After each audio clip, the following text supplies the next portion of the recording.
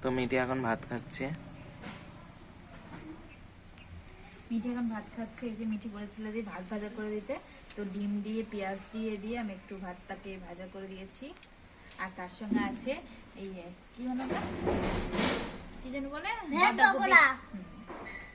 বাঁধাকপির বড়া। এদিকে ছাদে হনুমান লাফাচ্ছে। এত হনুমানের জ্বালাতন। তো আমি একবার টেস্ট করে দেখি কেমন হয়েছে মেয়ের খাবারটা।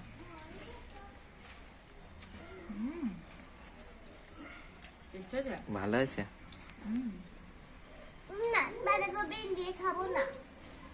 বাঁধাকপি দিচ্ছি না, একটা লঙ্কা দিলাম তো ঝাল হয়ে গেল কি করে? একটা লঙ্কা দিলাম, একটা লঙ্কা দেবো না। বাঁধাকপি